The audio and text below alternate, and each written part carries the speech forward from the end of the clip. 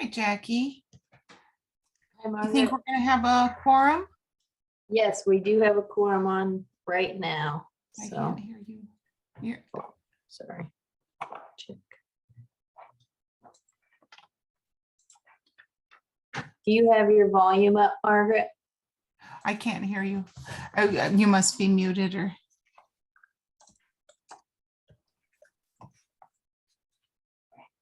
Can Ann or Drew, could you guys hear me? I hear you. Okay, I can hear you. oh, now we can hear you. I think we Okay. can hear you now. okay, you can hear me? Yes. Okay, great. I was just mentioning, we do have a quorum. And are you the vice chair, Margaret? I am. So I think Mary Beth is not going to be here today. Correct. So yay. We'll help you where we can. You do a great job, so. Yes, you sure do. We're all in this together. Mhm. Hi, Vicky. Hi, Margaret. It's good to see you. Good to see you too. Yeah. Well, we have about 2 minutes to wait before it begins. I have a question for you, Margaret. Yeah. Before we get to approval of minutes, since I wasn't at the November meeting, should we do them individually approval? So the ones that us that weren't at that meeting can say we can't vote? I think so. Okay, I just Yeah. wanted to bring that to your attention. Thank you. Thank you. Yeah, and this is Dee. I'll be, of course, abstaining on each of those, so it doesn't matter to me. So we may want to continue the minutes until the next meeting, right, Jackie? Because we have some complications here. Yeah, I believe so. You'll have to vote, all three of you will have to vote in the same way for anything to pass, since three is a quorum and that's all we'll have tonight. But my understanding is that you don't have to be present at the meeting of which you vote on the minutes for. So you can certainly vote if they appear accurate, or, even if you weren't there, but if you feel uncomfortable and wish to abstain, you can do that as well. Well, that's interesting. Now, quite honestly, I would never vote on minutes. I wasn't there to hear myself, so I will abstain. And I will on the November one too, just for, I feel more comfortable doing that. Well, Okay. okay. Well, with that being said, I think it's time to call this meeting to order. And so Jackie, would you please call the roll Yes. Margaret Clemens, here? Dee Owens, Here. Vicky Sorensen, Here, and Mary Beth and Skip are not able to attend tonight. So we have three members and a quorum. Okay. Would you be so kind as to introduce the evidence? Sure. I ask that the following be introduced: the Monroe County Comprehensive Land Use Plan as adopted and amended, the Monroe County zoning ordinances as adopted and amended, the Monroe County subdivision control ordinance as adopted and amended, the Board of Zoning Appeals rules of procedure as adopted and amended, and the cases advertised and scheduled for a hearing on tonight's agenda. so move. Second. Okay. Dee Owens, Yes. Vicky Sorensen, Yes, and Margaret Clemens. Yes. Okay, introduction of evidence passes 3-0. Is there a motion to approve the agenda? I So move moved. to approve. Second. Vicky Sorensen, Yes, Margaret Clemens, Yes. Dee Owens. Yes. Okay, now are there any minutes here that anyone would be comfortable passing? I'm happy to do October the 6th and December the 1st.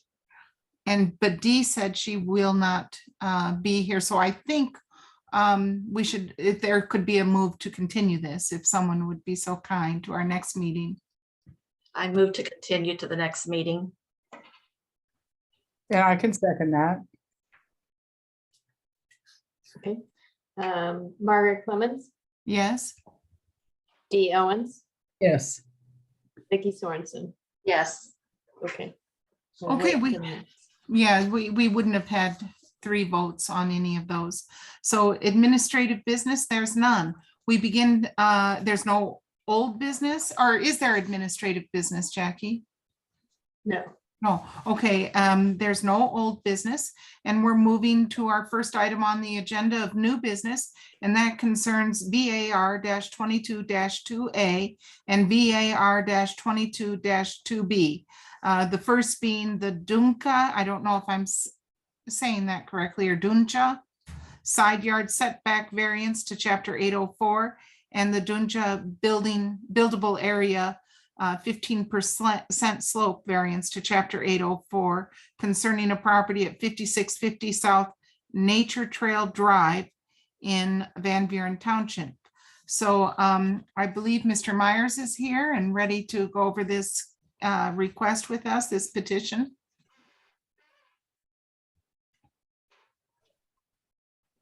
Yes, I am here. Can you hear me okay? Yes. yes. Okay, my connection's a little bit unstable, so I might turn off my video, but we shall see. Okay, so this is the Dunca side yard setback variance from chapter 804 and the buildable area 15% slope variance from chapter 804. It's located at 5650 South Nature Trail Drive, Van Buren Township, section 25. The purpose for these 2 variances is the petitioner is proposing to extend their existing rear upper deck that is attached to the home. They're expecting to extend it approximately 8 feet, and they will also be replacing the lower deck with a poured concrete patio type design.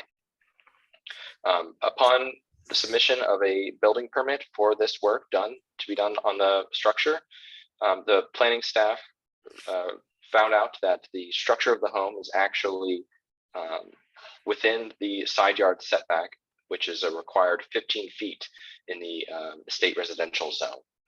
This house was built before the current owners, the petitioner, were living here. So, and that was in 2011. So whenever there is a structure that is pre-existing non-conforming, if you will, to one of the setbacks or buildable area, any type of work that is expanding the footprint or any work that is being done onto the home typically triggers the need for variances. Since the structure was built in 2011, it is not technically considered pre-existing non-conforming under chapter 803. So it's not eligible for the 25% expansion allowance. The new upper deck will measure 352 square feet, and the original upper deck was about 218 square feet. That second number was an approximate measurement made by planning staff using the maps and GIS softwares. The second variance to this petition, the buildable area, occurs in the fact that the extension of the deck will encroach into an area that has 15% or more in slope. So we have the side yard setback and buildable area variances here for this new deck remodel, essentially. Okay, so going through some maps here. Location map in the top left corner of your screen. And then we have the slope map here in the larger portion of the screen. You'll note that the majority of the rear area behind the home is over the 15% designation. And you can also see here the northern corner of the home really kind of gets really close to the property line here. We can see the exact measurement in a moment when we get to the site plan. It's also in a platted subdivision. It's listed as, I believe, lot number 6 in the McAfee Woods subdivision. Here we have the petitioner submitted certified site plan. You'll note here that the home does encroach into that 15-foot side yard setback. Right now it sits about 2.24 feet away from the property line.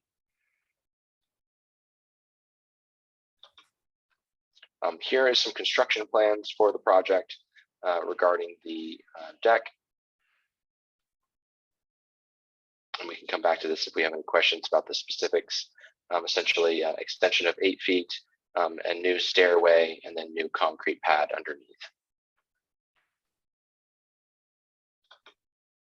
All right, moving on to some pictures.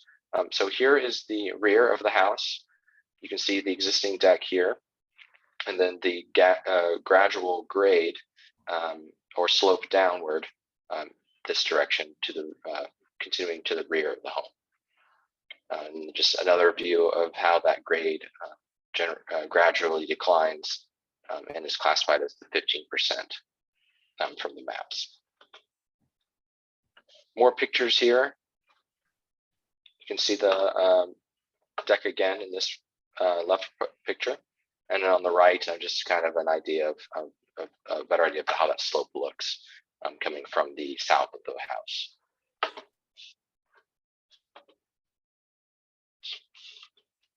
All right, so here we have the letter to the Board of Zoning Appeals provided by the petitioner, essentially stating that they're asking for both the side yard setback for the 15 feet as well as the slope variance.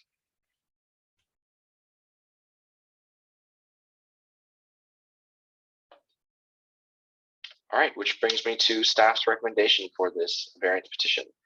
Overall, staff recommends approval of both variances, citing that any new development construction onto the existing family residence would first require a side yard setback variance due to its already built nature within that setback. And then also citing that the existing deck structure would first require a buildable area variance due to its location being already within the buildable area or non-buildable area, excuse me. And I'll take any questions. Ms. Nestor Jelen has a question. I'm sorry, Margaret, I didn't mean to raise my hand. Oh. Don't have any questions. Okay, do members of the Board of Zoning Appeals have questions? Ms. Owens? Thank you, ma'am. Yeah, looking at that picture, I believe it was photo 6. I see that the slope is the one just before that one, Drew. Yeah, well, it shows, yeah, the side view there. There you go. It may be the slope, but they're not asking to do anything very major that I can see. I mean, it's pushing it out a little bit. Yeah, it'll be a little bit on a slope, but it's not huge. So I just wondered if there was any other comment on that. As From far the as the staff's perspective? uh-huh. Sure. So the way that the slope is measured from a buildable area standpoint is, I believe it's measured over 50 feet. And if the percent of that 50 feet, the length of it counts as that percentage, then that's what it comes up as, especially with the maps, the GIS maps. And those squares, those blocks that you can see, or pixels, if you will, those are fairly large. So the resolution isn't perfect. As you can note here, it looks like, according to this map at least, that the home itself is, very much, very far into the steep sloped area that's over 15%. Right, So, right. and that's what Okay. we generally go off of. Okay, thank you. Do other members of the Board of Zoning Appeals have questions for staff? If not, we can turn to the petitioner or the petitioner's representative. And if you're here, I think that the technical staff will unmute you and will swear you in. This is Joshua Duncan. I'm the Oh. petitioner. Would you please kindly raise your right hand, state your name, and then if you could do that, and swear to tell the truth, the whole truth, and nothing but the truth. I, Joshua Duncan, swear to tell the truth, the whole truth, and nothing but the truth.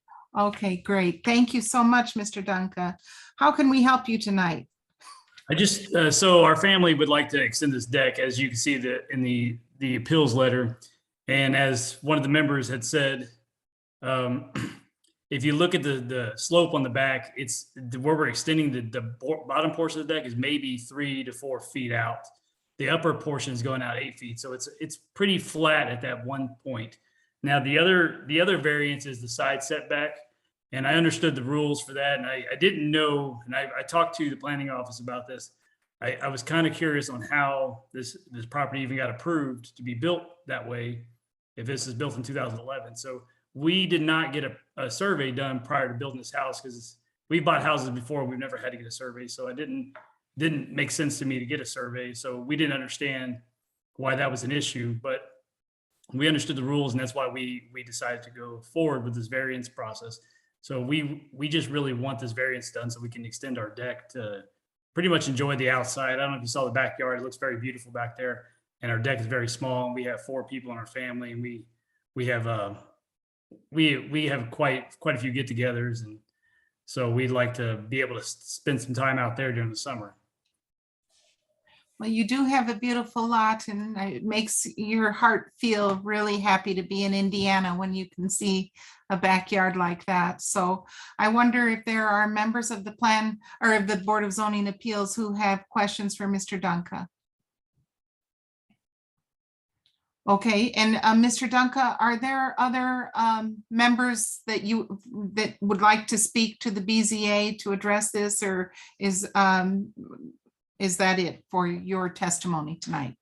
That was it for my testimony. I don't think any of my neighbors, they talked to me and they didn't have any issues with it, but they asked, they didn't seem any reason to call in. Okay, well, we still must certify, but thank you, Mr. Dunca, for coming in tonight. And I'd like to ask the public, are there members of the public who are here either on Zoom or on telephone who would like to speak in favor of this petition?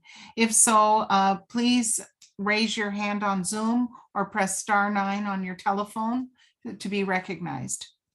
And if staff could tell me if that happens, I'd be grateful. I don't see anyone. Thank you. And are there members of the public present who would like to testify against this petition? If so, please raise your hand on Zoom or press *9 on the telephone to be recognized. Okay, thank you. We bring it back then to the Board of Zoning Appeals, and if there's a motion on this for either further discussion or a motion. I'll make a motion. Okay, On case number VAR-22-2A, side yard setback from chapter 804 at 5650 South Nature Trail Drive, I move to approve the side yard setback. On VA-22-2B, buildable area 15% slope from chapter 804, I move to approve. I would second that. okay. I'll go ahead and call the roll. Great.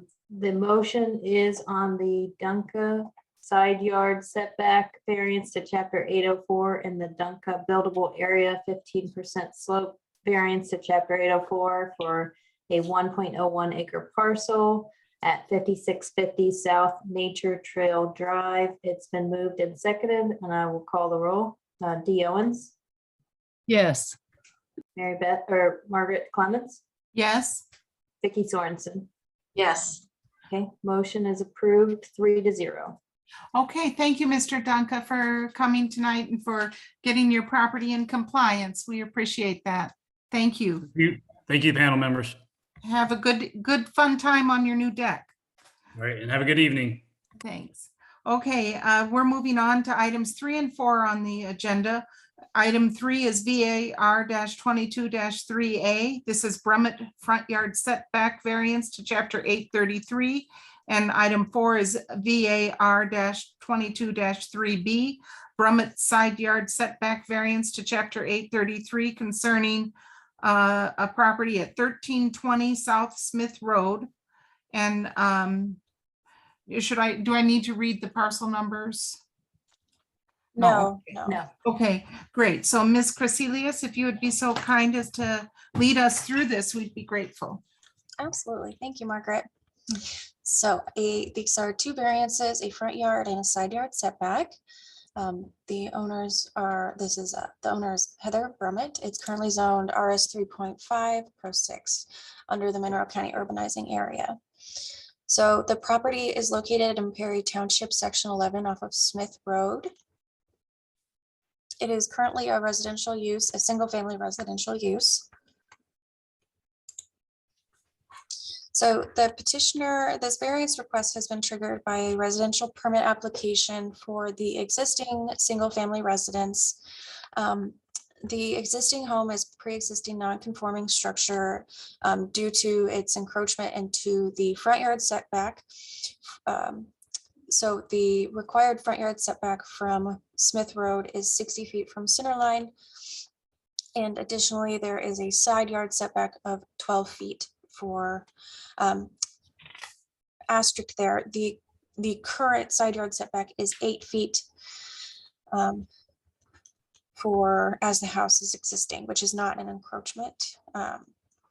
So the petitioner is proposing to increase the residential space of the home by approximately 500 square feet. That would also decrease the size of the existing deck. So kind of swapping area from deck to residential enclosed space. The second would be that under the permit, they would be repairing the roof. Apparently, it was a poor roof design that has caused issues for them. And in order to fix the design of the roof, the height of the structure will increase by 4 feet. So under chapter 833 zoning, the standard setback, side setback for this zone for a single story structure is 8 feet. Anything beyond a single story, so a second story increase in structure would require an additional 4 feet to the side setback, which would be the required, which would make the side yard setback a 12 feet requirement. So as of right now, the home exists for the front yard setback is approximately 45 feet from the center line of Smith Road. And the side yard is, the petitioner stated it's approximately 12 feet. Elevate GIS shows the house a little closer. Of course, this is an approximation of the aerial imagery and the parcel boundaries when we use Elevate, so it is hard to tell without a survey or a plot plan. From what the measurement on Elevate GIS shows, approximately 7 feet. Our original recommendation did include for the side yard setback that there would be a requirement to provide a certified plot plan showing the location of the home specifically for the side yard setback. That would be on the northern side. After the site visit, staff does believe that the home does meet approximately 12 feet, but it cannot be confirmed necessarily without a certified plot plan.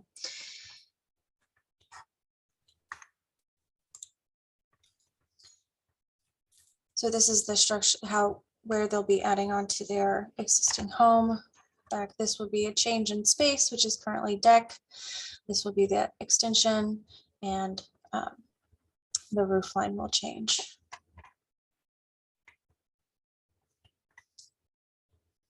So this is right here on the right, the small photo. This is Smith Road and the front yard setback. So the home is fairly close, does not meet that 60-foot front yard setback from center line. And then the large photo is this northern side yard setback, which staff upon site visit, pacing it does appear to be approximately 12 feet.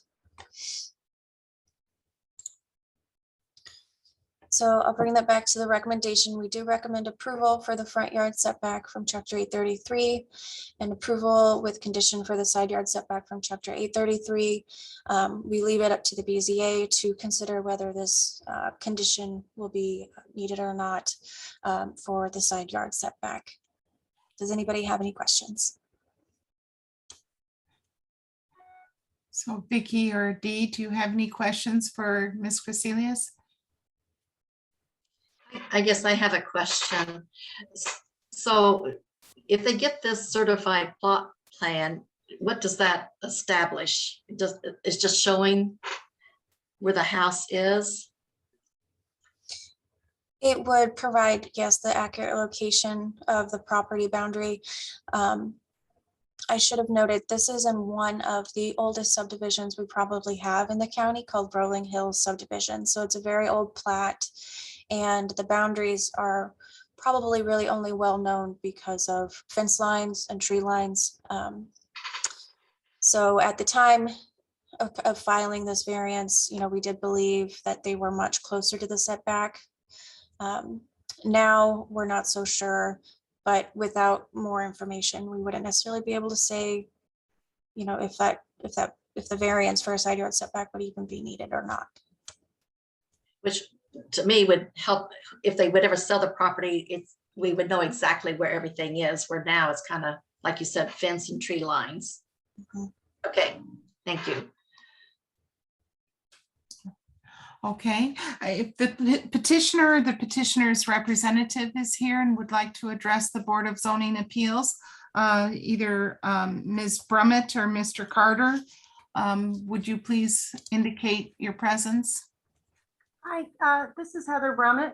Okay, thank you. If you would be so kind as to state your name and raise your right hand and state that you swear to tell the truth, the whole truth, and nothing but the truth. Hi, my name's Heather Brummett. I swear to tell the truth, the whole truth, and nothing but the truth. Thank you, Heather. If we'd like to hear from you, what are you doing? And why don't you talk to us about your cozy home? Well, thank you very much. We love our 1950s home. As you could probably tell from public record, we've owned our home for 15 years. One thing I did want to note was that we had letters submitted from our neighbor that is directly on the north side, both of them, and the one on the south side. So our three closest neighbors all submitted letters of support for us to upgrade our home. And so long story short, we have been saving money and trying to get new siding, new windows, and a new roof that's much needed for our home. And as you can't really tell from the pictures, but back in the 70s, there was an addition added, and the roof line goes directly into the side of the house of the part with the new addition. And so, it's always like, well, if we're going to update the roof, we should do it right. And the way that it's designed, it's problematic because the water from the 1950s portion of the house would literally run into the side of the 1970s addition, right into the wall. And so instead of redoing our roof as it is and it being a bad design and waiting for it to leak again, we thought we would go ahead and redo the roof correctly off the back. And so we submitted a building plan. At first, we were just going to update our attic, and they said we couldn't do it because our house was non-compliant. And so we said, well, we'll pivot and we won't redo the attic. We'll just add some space on the back because our house is quite small and we have a child. And so we then came up with another plan to, hey, we'll just add space on the back, thinking that it was a problem with the front of the house being as close to Smith Road as it is. And then the planning department said, well, actually, you can't make any updates until we get a variance. And so we're here today to ask that you please kindly consider approving our variance. We're not going to do anything to the front or the sides of our home. We just really just are trying to update it, make it energy efficient so our 1950s windows don't blow in cold air in the winter, and then fix it so we don't have potential leaks in the future. Well, thank you so much, Ms. Brummett. That makes perfect sense. And that you do have a beautiful home. So thank you for talking with us about your goals. And I would like, is there anyone else from your team who would like to speak to the Board of Zoning Appeals, or is that your petitioner's testimony? That's our petitioner's testimony. Thank you so much. Thank you so much. So I would like to turn now to the members of the public. Is there anyone present who is here to speak in opposition to this petition? If so, please raise your hand on Zoom. And if you're calling in by telephone, press *9 to be recognized. Okay, we don't see anybody. So we're moving to members of the public who are here to speak in opposition to this petition. If you're here to speak in opposition, please raise your hand on Zoom or press *9 on the telephone to be recognized. Okay, I bring it back to the members of the Board of Zoning Appeals for further discussion and or a motion.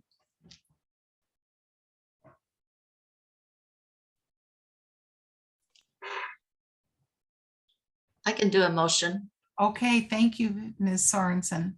On case number VAR 22-3A, front yard setback from chapter 833, I move to approve.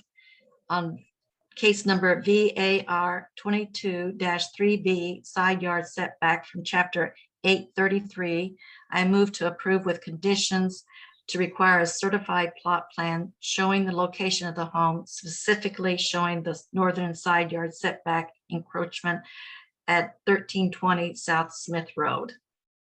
I second. Okay, it's been moved and seconded to approve VAR 22-3A front yard setback from chapter 833, VAR 22-3B side yard setback from chapter 833, with the condition that we require a certified site plan showing the location of the home, specifically showing the northern side yard setback encroachment. I will call the roll. Margaret Clemens, Yes, Vicky Sorensen, Yes, Dee Owens. Yes. Okay, it's been approved 3-0. okay, well, have fun with that, Ms. Brummett, and we look forward to driving by your improvements. So have fun with your family and protect that roof. Thank you so much. Thank you. Thank you. Okay, so I think this is our final case, right? We're moving right along. So the final case in, Sorry, Margaret, there's one more after this. one more after this. Okay, well, we're still doing very well. This is VAR 22-4, front yard setback from chapter 804, I'm sorry. I got a little mixed up. This is VAR 22-4, Rex Fish front yard setback variance to chapter 804 concerning a property at 2593 East Pedigo Bay Drive. Okay, so I think Mr. Myers will walk us through this case. Thank you. Thank you. All right. Yes, this one is the Rex Fish front yard setback variance from chapter 804. The purposes for this variance request is that the petitioner is looking to construct a new 672 square foot detached garage on the property. And the proposed location for that detached garage would encroach 15 feet into the required 25-foot front yard setback. The property exhibits an existing 3,989 square foot single family residence with an attached garage. And the detached structure will be right across the driveway, as we'll see here in a moment in the site plan. Same as the previous petitions, this one came through first as a building permit application, and upon review by planning staff, it was determined that a variance would be necessary in order to permit the development. All right. Again, here we have the location map in the top left corner of the screen, and then the slope map here, much larger. Again, everywhere that you see in red is over 15% in slope and is non-buildable area. The proposed location for the detached garage structure will be right about in line with the attached garage area here, just across the driveway. In this little area here where my cursor is hovering. So there's no worry for buildable area or anything else, just the front yard setback. Here we have the petitioner submitted type E administrative subdivision that they went through a few years ago. There was a transfer of land between their neighbors, and it's right about in this area again where my cursor is hovering that they are proposing to build the detached garage structure. And this is just a zoom in of that area to get a better idea of the distances and what we're looking at. And then in this image, we have the proposed development appearing adjacent to or across the driveway from the existing structure, approximately 36 feet from the existing structure to the southeast of that, and that is where the proposed structure is going. 28 feet by 24 feet, or approximately 672 square feet. You'll note here on this image that they're showing 10 feet from the property line, and that is supposed to be 25 feet per the standards for the zoning district, the suburban residential zoning district, as well as it's on the type E plat. The property line does share, or excuse me, this property line here, it's adjacent to the HOA common area. And some more details will come of that in a minute. Here's some aerial imagery of the site. I took some time to draw a small square here with the approximate location for the structure, just to get an idea of what it would look like. And then we have a few other images here of the petition site. It is a gated community. I was not able to get in through the gate on the day that I was doing my site visits, but these aerial images, I believe, are sufficient to show us how it looks on the property.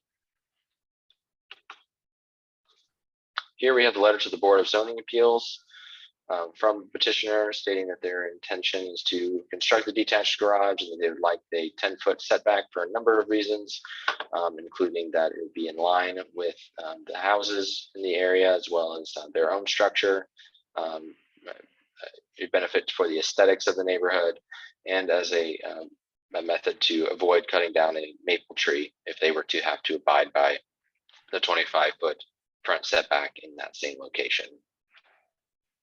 They also have some notes here about how they've already talked to their HOA board and their neighbors, and that they have no issues with the proposal.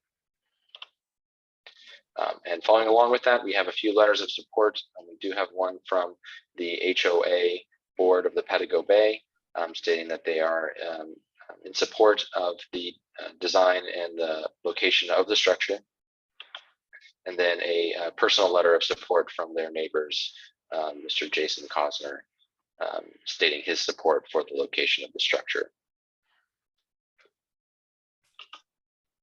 Okay, so overall, staff recommendation for this petition is actually denial, citing that there are no practical difficulties in that the front yard setback issue could be more effectively addressed through the further redesign or relocation of the development building or structure, citing that there are locations on the property that would be suitable for the detached garage structure, perhaps at the end of the driveway or elsewhere, that could still accommodate some of the items like aesthetics, as well as avoiding cutting down the mature maple tree. I will now take any questions. Okay, do members of the BZA have questions for Mr. Myers? I have a question. Can you show us where you think that it could be relocated at, since you're saying that they could do it someplace else? Yes, so planning staff was thinking that if there is a tree that the petitioner is looking to avoid cutting down by moving this structure backward to accommodate the 25-foot front yard setback, we were thinking at the end of the driveway in this location here for the detached garage structure.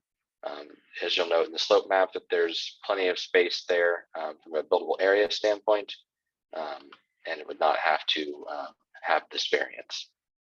Okay, thank you. Okay. I don't have any questions at this time, so we'd like to hear from Mr. and Ms. Fish, if they're or their representative. If you're here, would you please be unmuted and identify yourself?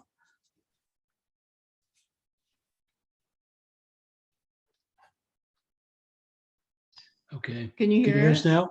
Yes, and Mr. Fish, would you please raise your right hand and swear to tell the truth, the whole truth, and nothing but the truth? I, Rex Fish, swear to tell the truth, the whole truth, and nothing but the truth. Okay, thank you, Mr. Fish. Yeah, why don't you let us know what's going on over there? Okay, thank you very much. And Drew's done a really nice job of presenting this, and I appreciate that. I think that the things that are most important is, one of the things is the letter from Jason Cosner, my next door neighbor, encouraging you to approve the location of this. He is the only neighbor who will see this building directly from his home. And if we move it of 25 feet back, it's doable. It's not as valuable to us if we do that, because there are issues with that. One is the tree comes down. The other is we can't go directly straight back from the driveway because there's a 500-gallon propane tank buried there. So we're somewhat limited, although not totally. And as we don't have this photo, I don't think, but when we move that 25 feet back, we tend to infringe somewhat on our neighbors' privacy in the back of their house. And the backs of our houses are all facing the lake. So the backs of our houses are basically the most used part of our houses. So we prefer to not do that, to not infringe on their privacy. This is my wife, Melinda. Hi. Hey, I'm sorry we weren't here when you came, Drew, to, Mrs. Fish, would you please raise your right hand, state your name, and swear to tell the truth, the whole truth, and nothing but the truth? I'm Melinda Fish, swear to tell the truth, the whole truth, and nothing but the truth. Thank you. Okay, we missed Drew. We were at our grandson's graduation from military down in Georgia, so we weren't here when he, wanted to come in. But I have planted, where he suggested maybe behind their driveway. We are very tree conscious. We've planted 30 trees here. And in that area, it doesn't show it on the photo, but this is the third year of, I planted 10 beautiful hemlock or Arborvitae. arborvitae trees back there. So I'd hate to cut those down. It's kind of a wildlife area back there. There's an eagle's nest back there by the lake, and there's fox and stuff run through. And I think kind of the neighbors like to stay away from the lake as far as we can. One other thing that I don't think is terribly obvious is the lot line that we're discussing is over 200 feet from the road. And all of the area between the lot line and the road is common area, which is not buildable, never can be built on, and it will never be used for anything other than just being grass and trees. So it's not like we're going to be encroaching on a neighbor of some sort. There is no neighbor there. Thank you, Mr. and Mrs. Fish. Well, I'm going to now, do other members of the Board of Zoning Appeals have questions for Mr. and Mrs. Fish? No, thanks. I think I heard what I need. Okay, and so I'd like to turn it to members of the public. If you are here to speak in favor of this petition, please raise your hand on Zoom or press *9 on your telephone to be recognized. Okay, if you're here in opposition to this petition, please raise your hand on Zoom or press *9 on your phone. Okay, I turn it back to members of the Board of Zoning Appeals, and I have one comment that I would like to say. It was obvious to me through the photos of the property that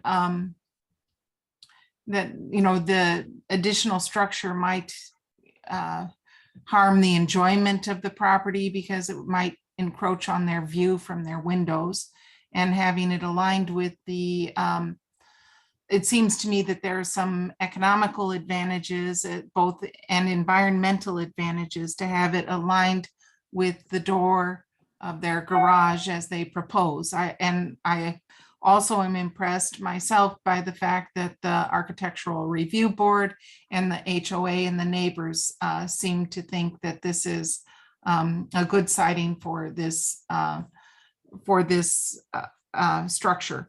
So that being said, I'd like to turn back to other members of the Board of Zoning Appeals and see if they have any questions or statements or thoughts on this, or if there's a motion.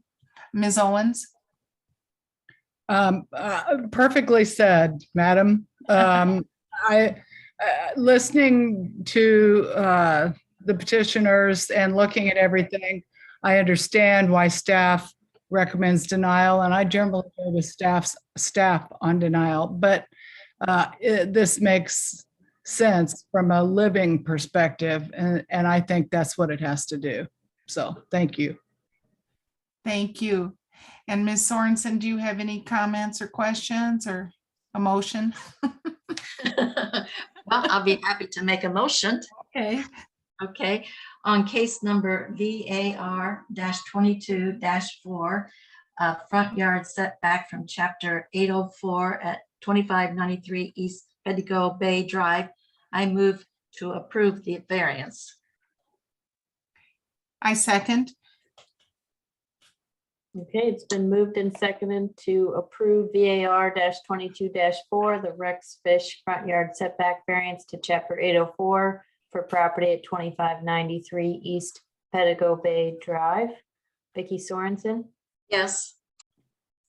Dee Owens, Yes. Margaret Clemens. Yes. Okay, Okay. motion is approved 3-0. Thank you, Mr. and Mrs. Fish. Thanks for your nice presentation and good luck with your project. Thank you very much. Have a good evening, ladies. Thank you. Bye-bye. Goodbye. Bye. Okay, we're on, I think, the final item of the agenda. And so this is item 6, ADR 22-1, and this is an appeal of the director's interpretation of a proposed use at 1238 North Lesh Road. And the owner is Arrow Properties. And I think Ms. Nestor Jelen, will you be leading us through this? Yes, I Okay. will. Jackie, could I jump in quickly? Yep. Just for the board's review, this is an appeal from an administrative decision. The applicant is Arrow Properties. So Arrow Properties will be the petitioner tonight. They will present their case first. The director, the staff can respond, and then the petitioner, Arrow Properties, will have an opportunity for rebuttal. Then it goes to the board for questions. And the decision of the board is de novo. In other words, you don't have to give any preference to the director's decision. It's as if this information is being presented to you for the first time and you're making the decision based on your own assessments and evaluations. And so that's just the background that I wanted to put out there before the petitioner gets started. Thank you, Mr. Schilling. Thank you, Dave. So I'll go ahead and hand it over to the petitioner at this time under Rules of Procedure, Part B. So let me go Okay. ahead and turn-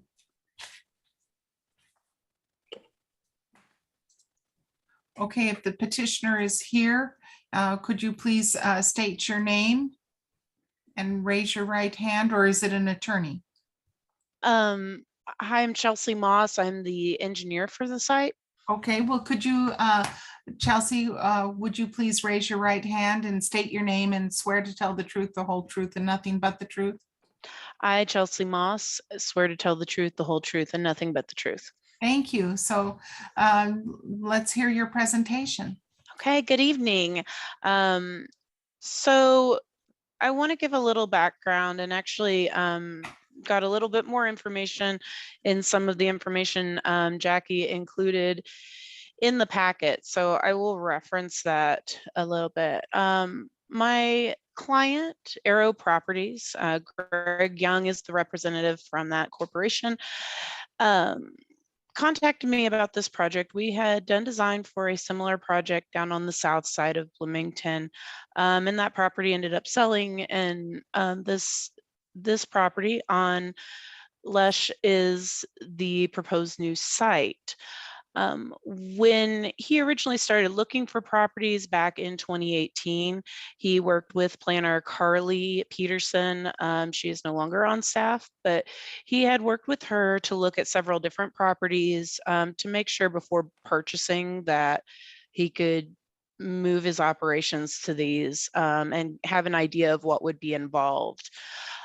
So with this particular property, when this came up, we went into submitting for the use determination. I submitted that with the understanding that they had had that conversation, that Carly had said, this site will work, we can move forward, you know, no major issues except for a few variances that he knew he would need. They were variances we had applied for on the other site as well.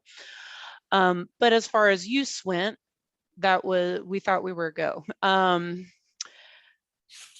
Upon submitting, we were told that the use is not an approved use for the site with the use determination, and that in order to move forward, we would have to rezone this property. It's currently zoned IG.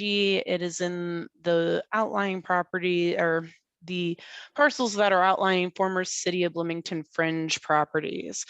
It is also in the area that is slated for annexation in a couple years back into Bloomington. So upon reviewing the packet, I noticed that when he had met with Carly, apparently they'd actually done a use determination at the time.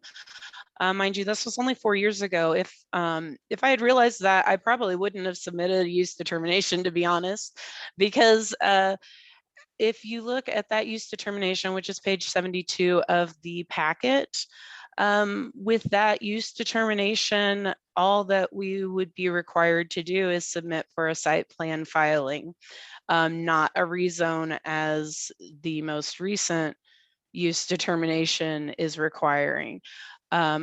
Carly had stated and confirmed with Larry and Jason Eakin at the time that this would be a business or industrial center.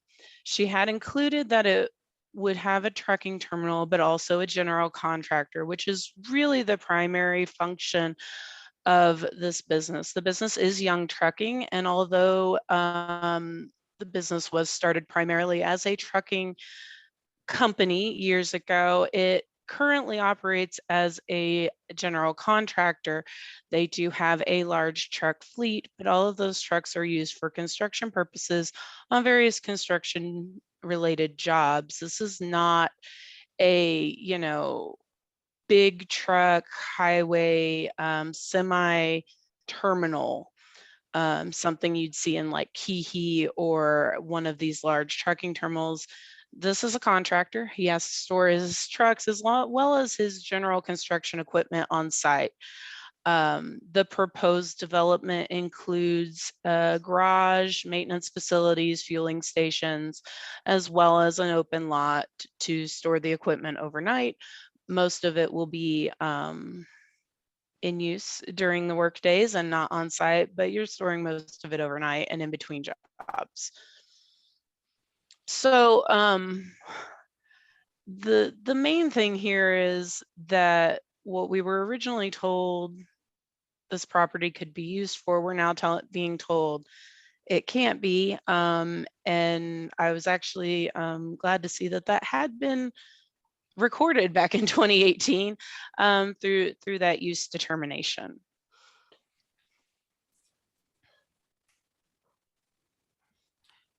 Is that the end of your statement? Ms. Moss? Yes. Okay, well, thank you for sharing that with us. And do members of the Board of Zoning Appeals, can we ask questions of Ms. Moss, Mr. Schilling? Yes. So do members of the Board of Zoning Appeals have any questions for Ms. Moss? Ms. Owens? Thank you. Yeah, I read all the materials, and the previous was for a different property. And the materials are I think, very convincing that truck terminal is what this could be viewed at, is how it fits into the law, into the acceptable uses. And it makes sense to me that a rezone is what should happen as opposed to this particular piece.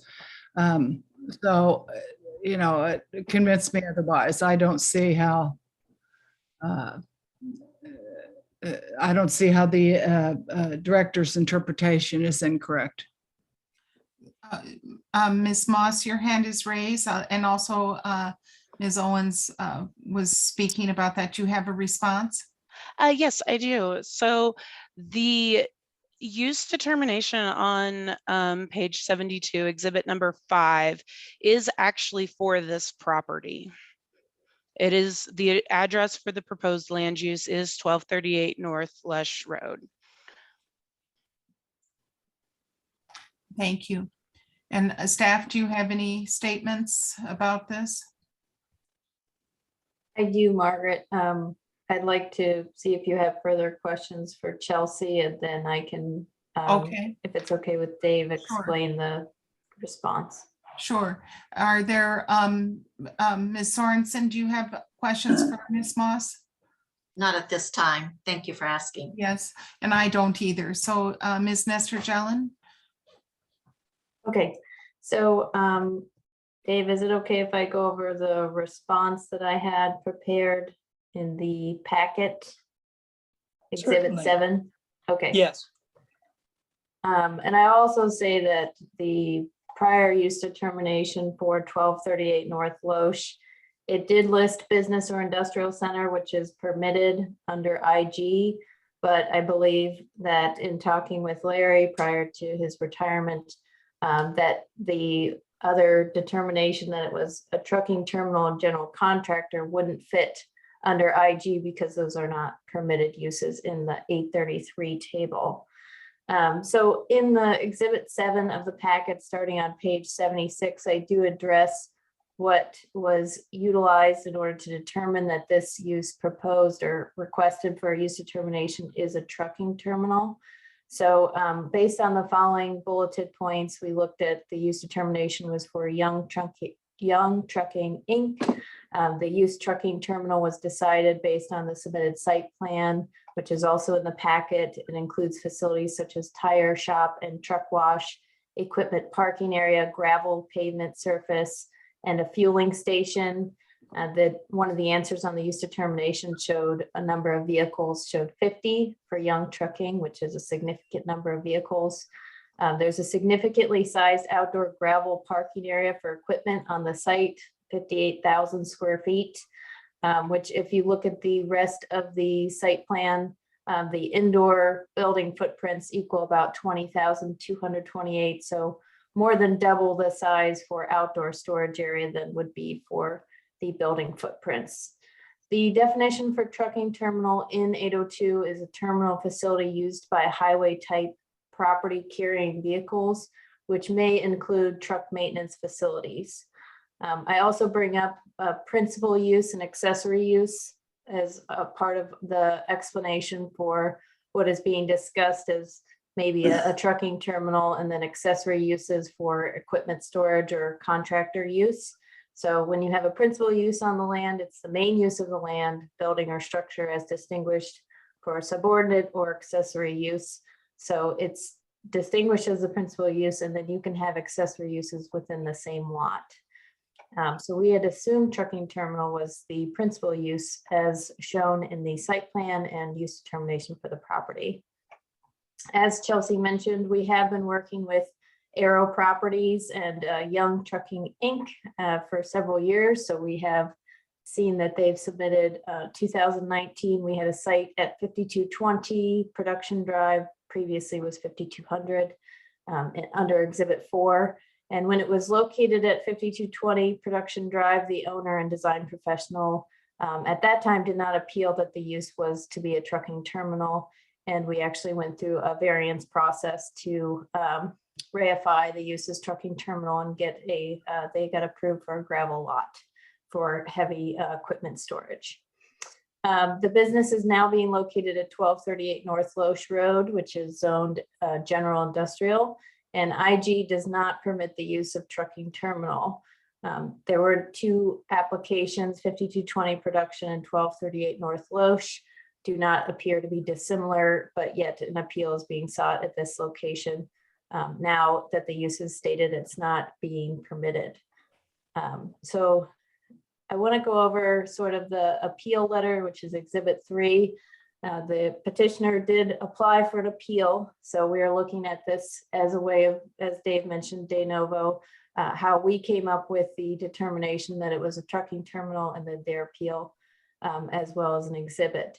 So they had stated that the use was better classified as building trade shop in Chapter 833.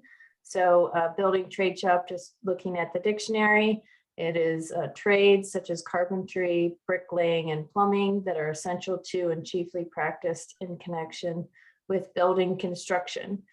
We didn't find that the use that they had described was specifically fitting in building trade shops, and therefore, again, made the determination it was a trucking terminal. In the appeal letter, the applicant states that equipment and personnel activities extend beyond trucks and material hauling. Notably, they do not say excludes, but other business in addition to trucks and material hauling. In the appeal letter, the applicant states they currently own 29 pieces of heavy construction equipment in addition to their trucks. As mentioned in the use determination, they state they have 50 vehicles, which could be in addition to the 29 pieces of heavy construction equipment, and it supports trucking terminal as the principal use. In the appeal letter, they state trucks they operate are used for construction project purposes, not general transport such as semi-tractor, trailer, or box trucks.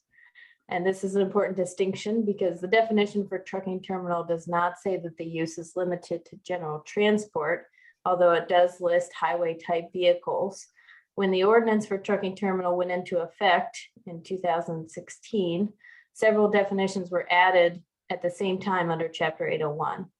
Those included emergency equipment, which is a specific type of equipment utilized under trucking terminal under the LI permission of the use. So that undermines the applicant's assumption that trucking terminal is only referring to general transport vehicles. So also when we're looking at use determinations, we are to look at other similarly zoned properties or properties that are considered trucking terminals. So I've included some aerial reviews and addresses for those properties so that you can see in the past several years what we've determined to be a trucking terminal. And there's some similarities between these site plans or these aerials and what we were submitted under the use determination. So this is 2150 North Angelina Lane. We have 4672 West Myrtle Pike and 6330 West State Road 48. Just a few examples I pulled from the last 10 or so years. So the commonalities for each of these sites include area for semi-truck parking, that is gravel, building, office space, small vehicle parking separated from heavy equipment parking. And these sites also appear to similar in use to what is proposed under the use determination. So in conclusion, the site is zoned general industrial and has been determined to be a trucking terminal based on the information submitted. Trucking terminal is not permitted in the general zoning district. The applicant was offered the option of rezoning the property to heavy industrial, but instead has filed for an appeal. The applicant does not address how the use determination submitted in 2022 is different from the prior use determinations for this site at 5220 Production Drive, where it was previously determined as a trucking terminal. The 1238 North Loesch property itself is surrounded by other industrial type uses and possibly could support a heavy industrial rezone, but to date that has not been pursued. So I've included at the end of the packet some of the uses that are permitted in general industrial, and you'll see that the general contractor and the trucking terminal uses are not permitted in this zone as of now. So I can take any questions or refer to Dave if he has anything. That was a very great presentation. Thank you. Do you have questions for Ms. Nestor Jelen or Mr. Schilling?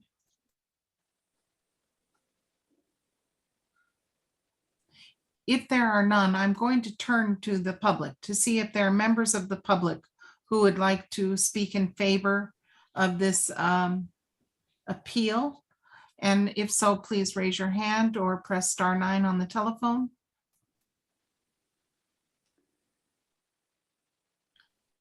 There's no one. I'd like to. There's one person, Okay. Dave.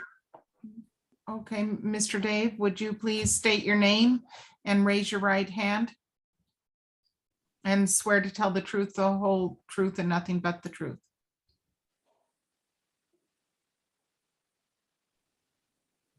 I don't think we can hear you, Dave. Yeah, we can't hear you, Mr. Dave. Maybe you have to unmute yourself. If you're on a telephone, it would be *6 to unmute yourself. Tech Services, do you have any ideas for Dave to proceed? He is currently unmuted. Okay. Chelsea, do you know who this person is, or could they be called and voice their opinion over the phone? I do not know for sure, but let me look at my notes real quick. I don't think I have a phone number for anyone. Okay. So if you could press *6 on your telephone to unmute, or raise the volume, or click unmute on your computer. I'll also put the phone number for calling into Zoom into the chat. And that way they Okay. can phone call in. Okay, well, while this is worked out, I'd like to ask if there are members of the public who are here to speak in opposition to this petition. If so, please raise your hand on Zoom or press *9 on a telephone to speak in opposition to this appeal.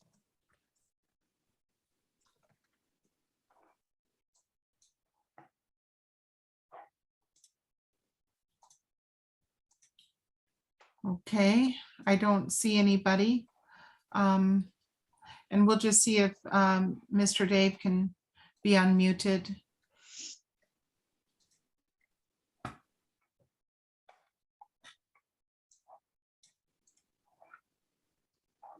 I've put the information for how to call and enter in the meeting ID on the screen. Yes, thank you for that. Yeah. So we'll just give it, I'd like to give it 1 minute. And then we'll turn back to discussion among the members of the board and see if the person can be unmuted or able to speak, because we're told he's unmuted, so it must be a microphone problem.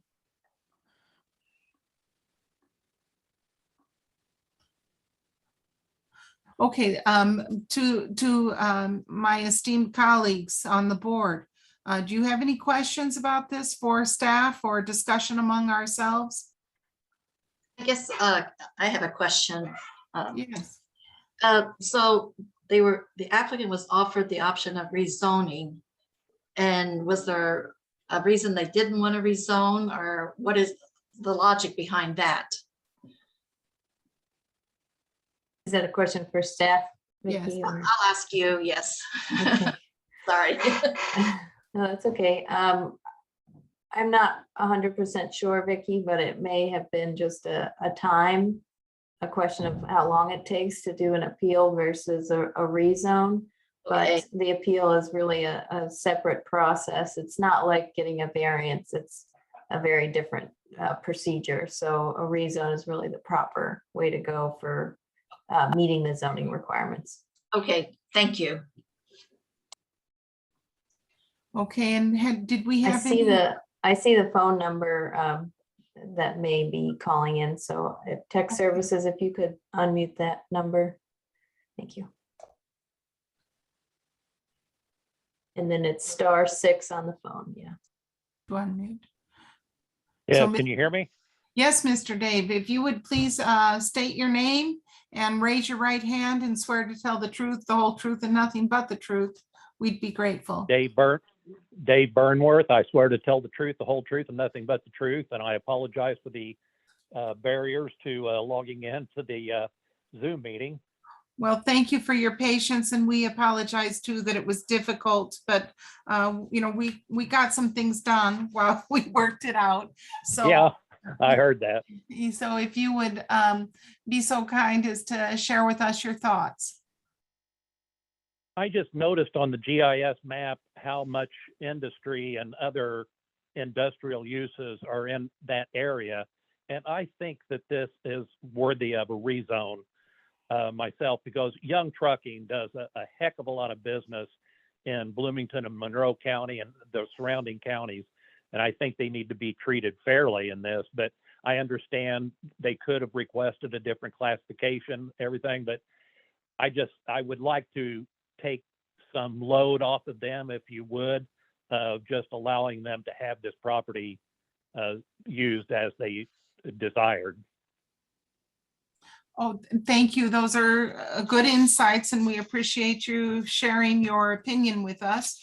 So I'm going to bring it back then to the board for I have a procedural question then to Jackie. Should we hear a rebuttal from Ms. Moss, Jackie or Dave? Yes. No, traditionally, yes. So Ms. Moss, let's hear your thoughts since your hand is raised. Yes. So what I'd like to say, there were a couple things that were brought up. So one was the question of why we did not pursue the rezone.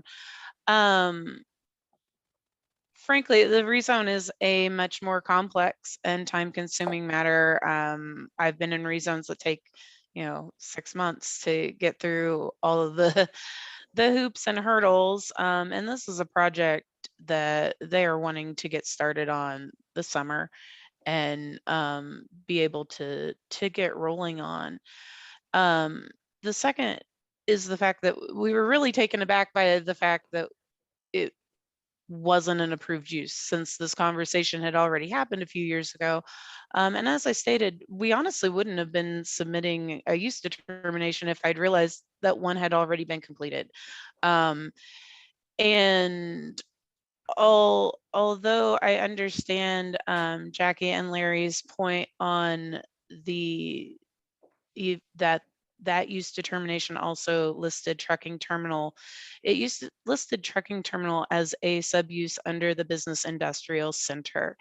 And so the business industrial center would have been the use, and that's why it was not requiring a rezone at that point in time.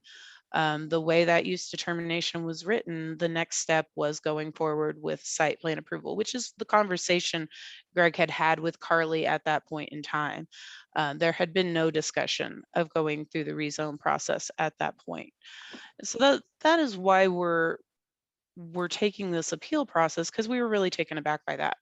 As far as with respect to the other property, honestly, use determinations up until here recently had been kind of hit and miss and formalities at times, and you wouldn't appeal. There was no need to appeal the use because it was an approved use, so it wasn't like a red flag to my client at the time.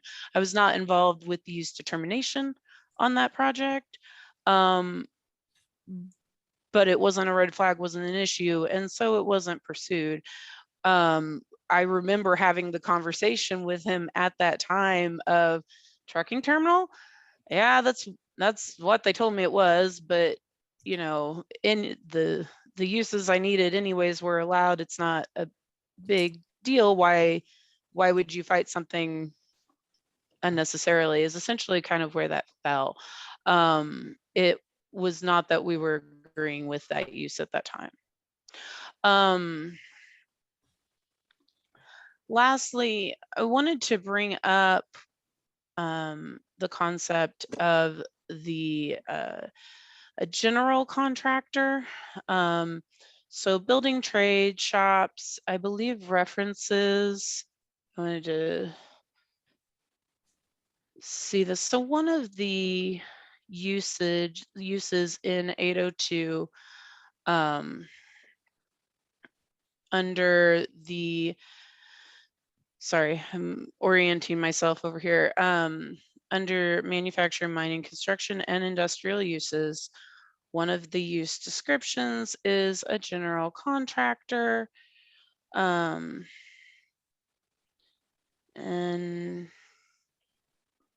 if I pull this up here, the general contractor is a permitted use in both the light industrial and heavy industrial. Now, this particular property falls under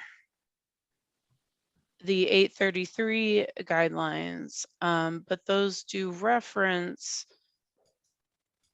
some of the 802 definitions. And your definition for general contractor is an individual who contracts to perform work or to provide supplies on a large scale, or an individual who contracts to erect buildings. And that's pretty much the exact definition of what Young Trucking does. Again, they're not just shipping things, they're not hauling freight everywhere. They are providing a service via their trucks and their equipment, and their contracting capabilities for construction projects, erecting buildings, and large scale supplying of dirt material in many instances. Okay, well, thank you for your explanation and your further elaboration and rebuttal. And we appreciate the time and attention you gave to that. So I'd like to turn it back to the board then for further discussion. This is a tough one. You know, this is a tough one. So Margaret,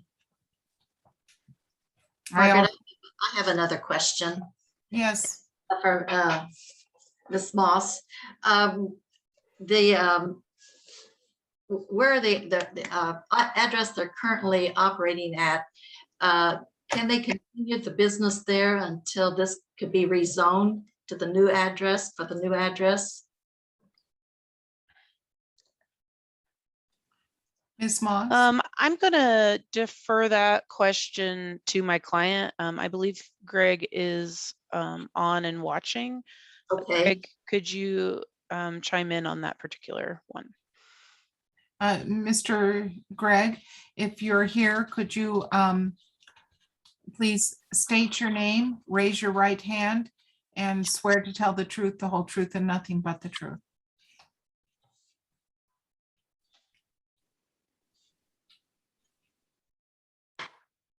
Greg, you'll have to unmute.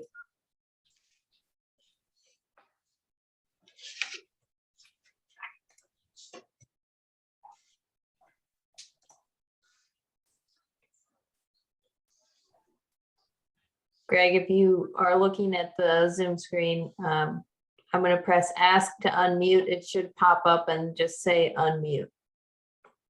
You have to click on that. Or you can, I believe, hold down the space bar. Oh, fancy. I didn't know that.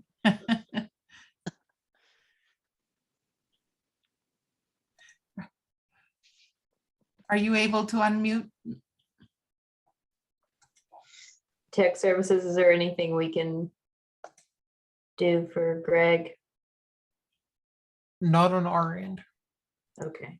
So it's press the unmute, the space bar, or *6 if you're calling in on a telephone.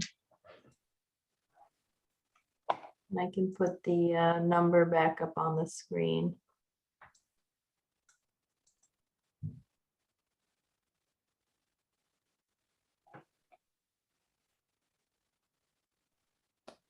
Okay.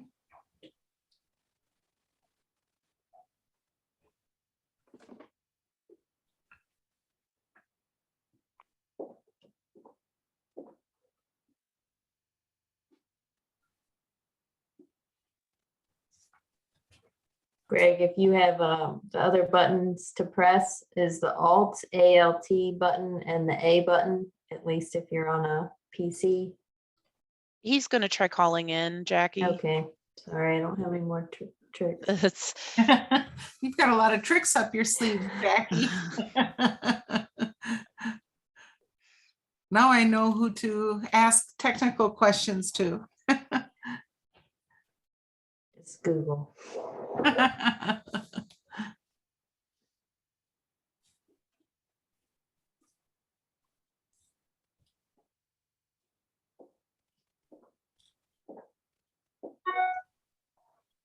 Well, Greg calls in. Is there any other questions that the board has? Well, I have one, and that is there any kind of, from your perspective, any other kind of policy kind of design? Can we create, like, we can either, without disaffirming the director's determination, could we allow like a use variance until they get it rezoned, or is that just too tricky because of we don't know if the rezone would work? Or could it's important, I think, if the property is going to be used that way, that it be zoned properly, and I know that sometimes the public doesn't understand that that's really our purpose here, is to make sure that the zones are in line with the goals for the community. But we also recognize, I think, the importance of continuity of business and the burden that this might place on a valuable community commercial interest.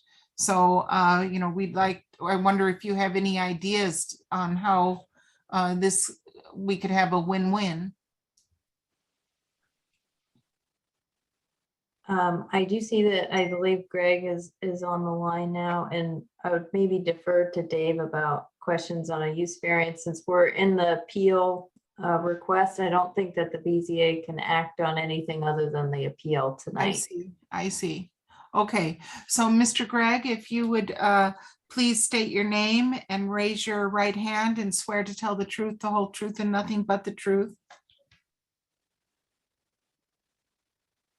And this time it'll be *6, right, Margaret, to unmute on the phone? *6 on the telephone. Right. Okay, can you hear me? Yeah, welcome. Awesome. So, Okay, my name is Gregory Ross Young, and I swear to tell the truth, the whole truth, and nothing but the truth. thank So you, help me Mr. God. Young. Thank you, Mr. Young. That's nice. Thanks for all the effort that you made to speak with us tonight. So we're anxious to hear from you. Well, I want to thank everybody for their time this evening and reviewing our request. As you know, this started 4 years ago when I sat down with Carly Peterson in her office and explained to her not only this property, but some other properties I was looking at the time. And I told her my exact plans, what our company was all about, and it's no different today than it was 4 years ago. And so we done a use determination. I had forgotten all about it until I seen it in this packet, to be honest with you. And so they approved it as a general contractor / trucking terminal business center, if I remember right. The type of work we do is a little different. My competitors that you spelled out here in the agenda tonight, we, for the most part, we own every load that we haul. I buy and resell materials. I-69, for instance, every bit of the rock under that highway down through there, except for about one phase from 231 to Bloomington, was rock that Young Trucking sold. So we do a lot of contracting work. I'm just a little different. I'm not just a dump trucker. We do a lot of different things. And I have approved waste sites. We have approved borrow sites that we feed NDOT projects with, and we dump projects continually from IU, City of Bloomington, and, Monroe County and all the surrounding counties. So we are so excited about getting a shop. My two boys work their butt off, and they have nothing but a dump to work in for the most part. So this is a big deal to Greg. But, we're a little different than a trucking terminal. Keehee operates a trucking terminal right next door to us, and they got the same zoning. I don't quite understand how that works, but that's a trucking terminal, if you want to say a trucking terminal. So, but I'll be glad to take any questions. Do members of the board have any questions for Mr. Young? Margaret, I have a question for Mr. Young. Yes. This is Vicki Sorensen, and I have a question, just so I am clear on which address you're talking about. When you said you started 4 years ago, was that for the address that you're wanting to have rezoned, or which address are you talking about? That's the address at 1238 North Loesch Road. Okay, thank you. I just wanted that to be clear which address you were talking about. Thank you. Yes, same address. Thank you, Mr. Young. And thank you, Ms. Sorensen. Well, I bring it back to the board for discussion and possible motion. I myself feel convinced by Mr. Young's statements that the use determination was done with the help of the planning staff 4 years ago, that they're doing the same thing that they've been doing all this time, and they really don't need any hiccups in their operations. And I would like to, even though we don't like to overturn the use determinations by our director, to me, it seems like this is maybe even a better solution than a rezone, because the rezone could open, should the property change hands, other operations that we may or may not want there. So I feel that this might be a more elegant solution, but I'm anxious to hear from my colleague, Ms. Owens. Thank you, ma'am. So the discussion I just heard was this has been going on for 4 years. Why has it taken so long to get to this point? I can speak to that a little bit. Yes. So when Greg originally met with Carly 4 years ago, he was looking at purchasing property. And he had several properties he was looking at, and he talked to her about all of them. What Greg didn't recall, and what I was unaware of, was that she actually did use determinations for at least this one and the one on the south side of town. But I was not aware that those were formal determinations, like I said, or we wouldn't have even gone through this process. But now we have a second determination on the same property for the same use. And so he was looking at multiple properties, and it has now come back to, this is the one we're moving forward with. The property, it has just recently been purchased. I believe that was purchased in the summer, correct, Greg? And this past summer, with the intent to go right into site design. And then we've hit this hiccup unexpectedly. Thank you. Thank you very much. And so having heard all and read all the evidence, it seems to me that it would be to the petitioner's benefit to get this properly zoned so that there's never any questions in the future. This is a new use for this property. It's not an existing use.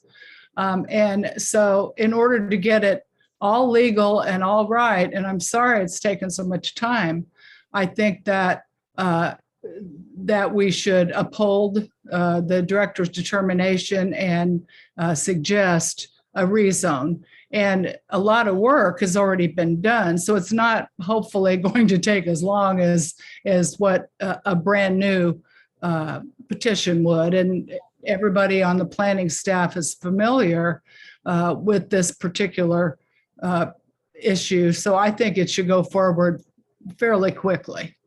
Thank you. Thank you, Ms. Owens. So do Yes, we have, a- Yeah, I think I'll chime in one more thing because I don't feel like I got my answer on if they can continue operation at their current address, why this process goes forward to be rezoned, then we're not disrupting their business.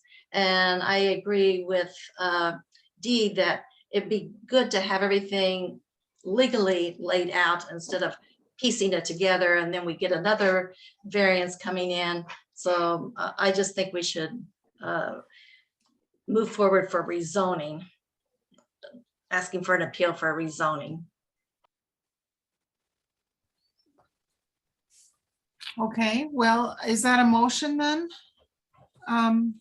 Or can you make a motion? I can make a motion. Okay, Okay. On case ADR 21-1 for 1238 North Lush Road, appeal of director's interpretation of proposed use at. I move that they move forward for a variance on rezoning at this address. Could I make a friendly amendment to that, Vicky? Sure. I think that I heard Dave say we're only allowed to vote at the appeal up or down and that the rezone is separate. And I'm just suggesting Okay. zone as did planning staff. So could I suggest that we just, that the motion says that you want to uphold the appeal, et cetera? Does that work? Yes. could I say something else here? Sure. Under general powers and duties, it says item B, we may reverse or affirm wholly or partially, or may modify any order, requirement, decision, or determination appealed from as in its opinion ought to be done in the premises, and to that end shall have all the powers vested in the board from whom the appeal is taken.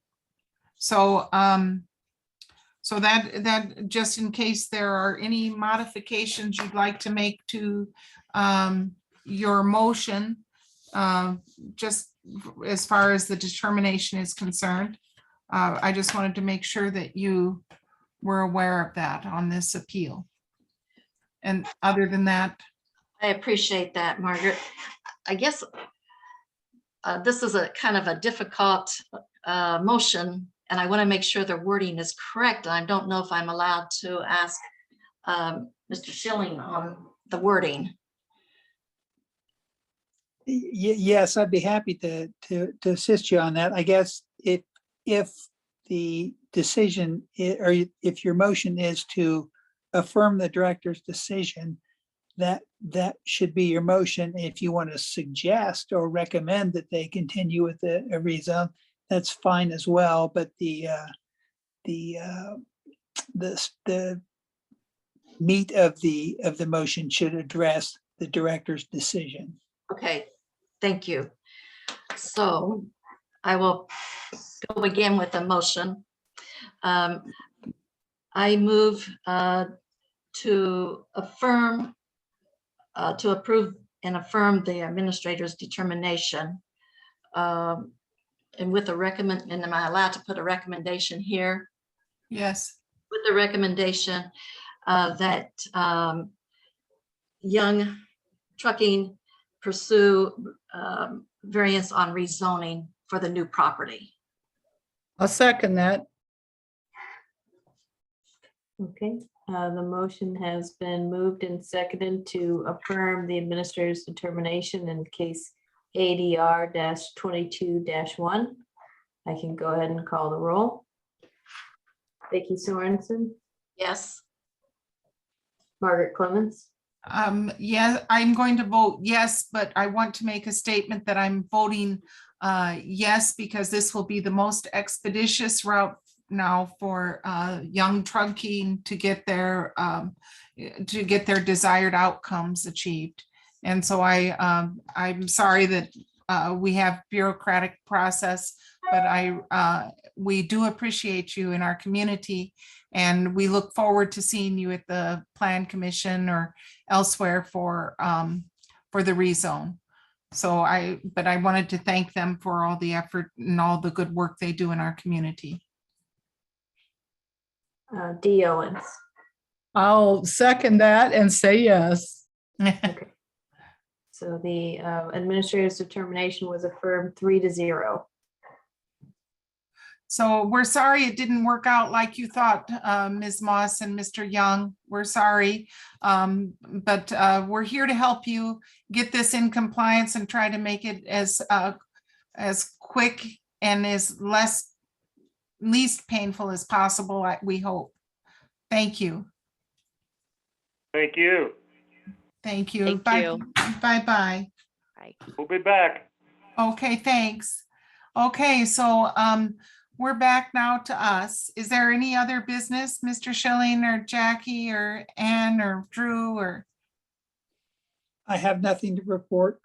Okay, well then, if no one objects, I think I'd like to move that we leave the meeting and adjourn. I will say just quickly, I think, Vicki, is this your last meeting with us? Oh, It is. Okay, we want to thank you, Vicki, for your service. We really appreciate having you on the Board of Zoning Appeals, and you will definitely be missed. So Well, thank you. I've learned a lot from all of you, so thank you. we appreciate your insights and your good questions. Thank you so much. And I'm going to miss you. I wish we had this time in person because it's just all virtual, but thank you for all you do. Thank you. Yeah. Thank you, Vicki. Thank you. And I second Margaret Clemens' motion to adjourn. Okay. Have a good night and thank you, everyone. Thank you. Bye-bye. Bye.